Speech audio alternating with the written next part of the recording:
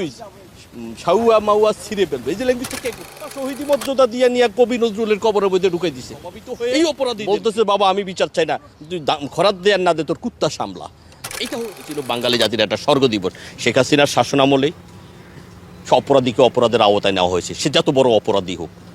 কিন্তু এখন প্রমাণ হয় সে তখনকার রাষ্ট্রের আওয়ামী লীগ ক্ষমতা থাকা আমলে সেই আওয়ামী লীগের যে অপরাধগুলি হয়েছে এখন দেখি যে এগুলি সব জামাত শিবিরের হেলমেট বাহিনী করে এই সমস্ত হত্যাকাণ্ড, বুয়েট থেকে শুরু করে জগন্নাথ বিশ্ববিদ্যালয়ে যে হিন্দু একটা ছেলেকে আঘাত করলো, ওটারও বিচার হয়েছে, ওটারও জাজমেন্ট হয়েছে, কিন্তু কোনো বিচার অপরাধীকে সেখানে ক্ষমা করা হয়নি, সকলকেই আইনের আওতা নেওয়া হয়েছে।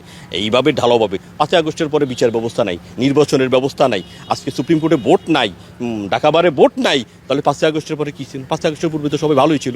কে বলছে 5ই আগস্টের পূর্বে তো দেশের মানুষের ন্যায্য অধিকার ছিল, ন্যায় বিচার ছিল, যতটুকু সম্ভব প্রোটেকশন ছিল, মানুষ বাজারে যাইতে পারতো। এখন তো বাজারে যেতে পারে না টাকা নিয়ে। এই যে কালকে শহীদ মিনারের সামনে ওই সেনা দিয়ে এক লোকের ধরে টাকা নিয়ে গেছে 250 থেকে 300 টাকা, যা আছে তা দিয়ে দাও। এই একটা রামরাজত্ব। এটা শুধু এখানে না, পরে টেরোরিস্টের আমলে পুরান ঢাকা একটা ছেলেকে ইট দিয়ে থেতলায় মেরে ফেলছে, ঢাকা বিশ্ববিদ্যালয়ে একটা ছেলেকে বাদ খাওয়ানো অবস্থা মেরে ফেলছে। এটা কারা করেছে? এটা তো ইউনুসের। এগুলি প্রত্যেকটা হত্যা মামলার ইউনুস 1 নম্বর আসামি হবে, আসিফ নজরুল 2 নম্বর আসামি হবে। বিচার ব্যবস্থা, মানুষ বিচার অঙ্গনে এসে বিচার ব্যবস্থা পায় নাই। 5ই আগস্টের পরে তো কোনো বিচার ব্যবস্থার বিচারই হয়নি। রাষ্ট্রের মধ্যেই তো মুভ কিলিং হয়েছে, রাষ্ট্রের মধ্যেই তো আমাদের এখানকার বিচারপতিদেরকে পর্যন্ত হুমকি দিয়ে গেছে এই টেরোরিস্টেরা। এইটা বাংলাদেশের বিশ্বের সবচেয়ে বড় নিরাপদ জায়গা হলো তার আদালত। এই আদালতের এই প্রাঙ্গণে টেরোরিস্টেরা এসে এখানে মিছিল করছে, এই দৃশ্য আমরা দেখেছি। এই দৃশ্যেরও বিচার হবে, অপেক্ষা থাকেন। এই যে বিচারপতিদের সম্বন্ধে বাজে মন্তব্য করে তাদেরকে এখান থেকে বিতাড়িত করেছে, থ্রেট করা হচ্ছে এই টেরোরিস্টের। এটার ইমাম ছিল ইউনুস আর আসিফ নজরুল। এই অপরাধীদের বিচার হবে, সেই দিন বেশি দূরে না। ওইটা নেই, ওইটারই ফলাফল হলো রাষ্ট্র তার অপরাধীদেরকে প্রোটেকশন দিচ্ছে, তার কারণে দর্শন, হত্যা, খুন, গুম, লুণ্ঠন, আত্মসাৎ। 5ই আগস্টের পূর্বে বিচার ব্যবস্থার নজিরবিহীন এই জাতীয় কোনো দৃষ্টান্তকে স্থাপন করতে পারে নাই, যে বিচার ব্যবস্থা মানুষ বিচার অঙ্গনে এসে বিচার ব্যবস্থা পায় নাই। কিন্তু আবার শহীদি মর্যাদা দিয়ে নিয়ে কবি নজরুলের কবরের মধ্যে ঢুকে দিছে।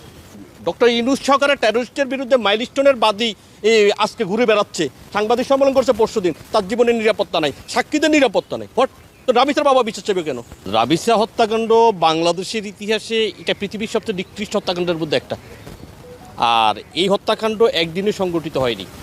24-এ টেরোরিস্টের ইমাম যখন ইউনুস যখন ক্ষমতা আসছে, এদেশে যখন নারীদের ইজ্জত, বাবার সামনে তার মেয়েকে দর্শন করেছে, ভাইয়ের সামনে তার বোনকে দর্শন, স্বামীকে বেঁধে রেখে, গাছের সাথে বেঁধে রেখে স্ত্রীকে দর্শন করছে। এটা 24-এর 5ই আগস্টের পরে টেরোরিস্টের প্রধান ইউনুসের নেতৃত্বে বাংলাদেশে সংগঠিত হয়েছে।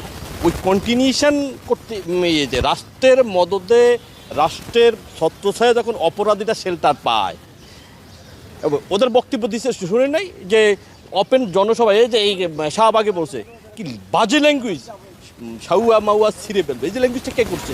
এই যে নারী সম্পর্কে বাজে মন্তব্য করে, এটাকে রাষ্ট্রের প্রোটেকশন দিয়ে ওদেরকেই তো আবার শহীদি মর্যাদা দিয়ে নিয়ে কবি নজরুলের কবরের মধ্যে ঢুকে দিছে এই অপরাধীদেরকে। তাহলে কোথায় থেকে অপরাধকে যখন রাষ্ট্র সরাসরি প্রোটেকশন দেয়, তখনই রামিসার মতো শিশুদেরকে এভাবে জীবন দিতে হয়, ইজ্জত দিতে হয়, এর পরবর্তীতে হত্যা করতে হবে। এটাকে কি নির্মম, কত নিষ্ঠুরভাবে হত্যা করেছে তারপরে করার পরে। এটা হলো রাষ্ট্রের ইকুয়াল, রাষ্ট্র ওদের অপরাধীকে সহায়তা করতেছে, রাষ্ট্রের দ্বারাই হচ্ছে, যার কারণে এই অপরাধগুলি সংগঠিত হচ্ছে রাষ্ট্রের প্রোটেকশানে। তার বাবা যে বলতেছে আমি বিচার চাই না, দ্যাট মিনস কি দুইটাও হতে পারে এখানে। একটা হলো রাষ্ট্রের কোনো বিশেষ কোনো প্রভাবের দ্বারা সে প্রভাবিত হয়ে বলতেছে বাবা আমি বিচার চাই না, তুই খরাত দেয়ার না দে তোর কুত্তা সামলা। এটা হতে পারে এক ধরনের ব্যবস্থার দীর্ঘ সূত্রতার ম্যাটার। এটাকে যদি ইয়েতে নিয়ে ট্রাইব্যুনালে নিয়ে শর্ট সামারি ইয়েতে যদি এটা ট্রায়াল করে, তাহলে এটা জাজমেন্ট হতে পারে 30 দিনের ভিতরে। সেটা বাংলাদেশের আইনে আছে, আইন আছে, কিন্তু আইনটা এক্সারসাইজ করার বিষয়। যখন আইন যখন ওদের প্রভাবশালীদের প্রভাবিত হয়, আজকে রামিসার বাবার বিচার চাচ্ছে না। আপনার ডক্টর ইউনুস সরকারের টেরোরিস্টের বিরুদ্ধে মাইলস্টোনের বাদী আজকে ঘুরে বেড়াচ্ছে, সাংবাদিক সম্মেলন করছে পরশুদিন, তার জীবনের নিরাপত্তা নাই, সাক্ষীদের নিরাপত্তা নেই। তো রামিসার বাবা বিচার চাইবে কেন? রামিসার বাবা টেরোরিস্টের বিরুদ্ধে মামলা করার পরে মাইলস্টোনের বাদী তো স্টেটমেন্ট করলো, সাংবাদিক সম্মেলন করলো গত পরশুদিন। তাকে কি উকিজিন না মুকিজিন কি একটা কমিটির সদস্য বানাচ্ছে তারা? ওটা তো রাষ্ট্রের প্রভাবিত হচ্ছে। তাহলে রাষ্ট্রের দায়িত্ব হলো জনগণকেই ইকুয়াল প্রোটেকশন দেওয়া, রাষ্ট্র সেটা না করে রাষ্ট্র অপরাধীদেরকে প্রোটেকশন দিচ্ছে, যার কারণেই তো নারী নির্যাতন হচ্ছে, যার কারণে তো শিশু হত্যা হচ্ছে, শিশু দর্শন হচ্ছে। এই দর্শন ক্রমাগত জন্য রাষ্ট্র হার্ড লাইনে গিয়ে রাষ্ট্রে আইনের শাসন কায়েম করার জন্য, রাষ্ট্র অপরাধীদেরকে আড়াল না করে রাষ্ট্রে যারা এখন বসে আছেন তাদের উচিত হবে জনগণকে আইনের শাসনটা, এই মানুষের বিচার ব্যবস্থার প্রতি আস্থাশীল জায়গায় নিয়ে আসা, এটা রাষ্ট্রের দায়িত্ব। যার কারণে ওই মাইলস্টোনের বাদী যখন এখন লাপাত্তায় ঘুরতেছে রাস্তা রাস্তা, জীবন পরিবার পরিজন নিয়ে নিরাপত্তাহীনতা ভুগতেছে, যার কারণে লামিসের বাবা এই বক্তব্য দিয়েছে। এইটার সাথে একই সূত্রে গাথা।